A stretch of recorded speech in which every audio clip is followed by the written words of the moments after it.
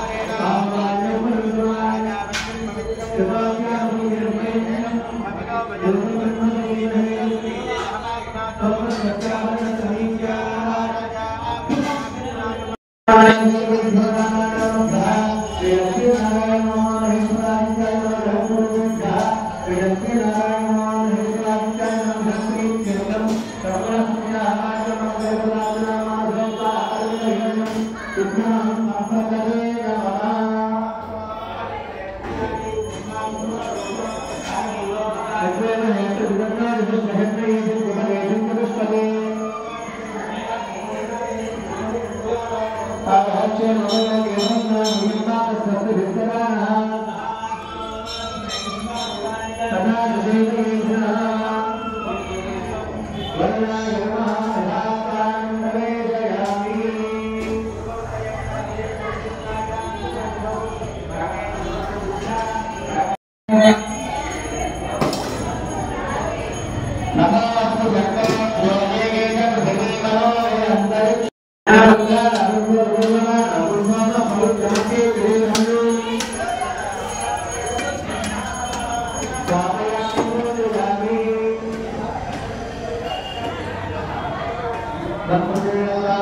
धूपं परिकल्पयामि चंबायुदत्तात्मने धूपं परिकल्पयामि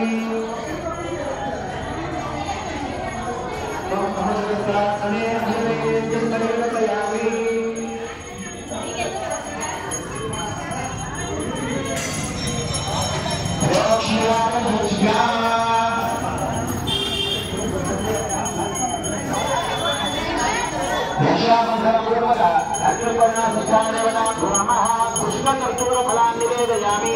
ओम प्राणाय स्वाहा, ओम अपानाय स्वाहा, ओम उदानाय स्वाहा। अमृताभिधाने भगवन् समर्पयामि।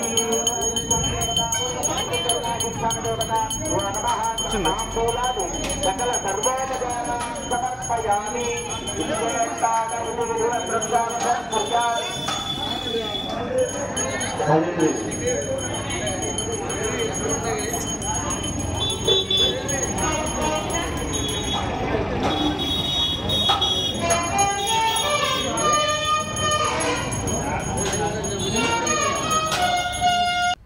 అమ్మవారి దేవాలయంలోనైతే పూజలు అయితే జరుగుతున్నాయి. చూశారు కదండి. పూజలో మాత్రం మన మేడం గారు, ఈవో మేడం గారు అయితే కూర్చున్నారండి. పూజ అయితే జరిపిస్తున్నారు.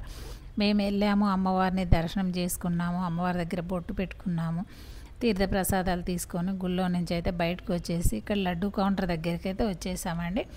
ఇక్కడ లడ్డు అయినా సరే, పులిహార అయినా సరే 20 రూపీసేనండి. నేనైతే పులిహార తీసుకున్నాను. వేడిగా ఉందండి పులిహార, అందుకనే పులిహార తీసుకున్నాను. ఇంకా తీసుకొని ఇక్కడికైతే వచ్చేసాను, బయటకు వచ్చేసాను. ఇక్కడ మనకు అయ్యప్ప సుబ్రహ్మణ్య స్వామి ఉన్నారు. ఇక్కడ దండం పెట్టుకొని వెళ్ళి కూర్చొని మేమైతే ప్రసాదం అయితే తింటున్నామండి. మా చిన్నప్పటి నుంచి మేము పెద్దంతల్లి దేవాలయానికి రావడం మాకు ఒక ఆనవాయితీగా అది ఏర్పడిందనమాట. ఫస్ట్ నుంచి మేము అమ్మ వాళ్ళు మేమైనా సరే పెద్దంతల్లి దేవాలయానికి వెళ్ళేవారు.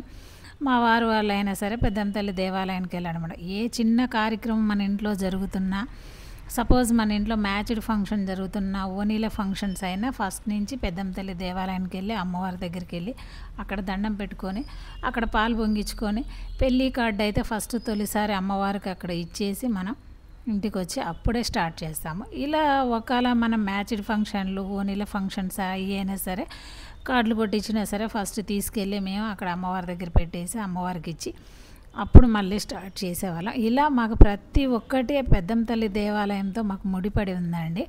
ఇంకా సండే వచ్చిందంటే మా వారైతే పెద్దమ్మ తల్లి దేవాలయానికి ఖచ్చితంగా వెళ్ళాల్సిందే.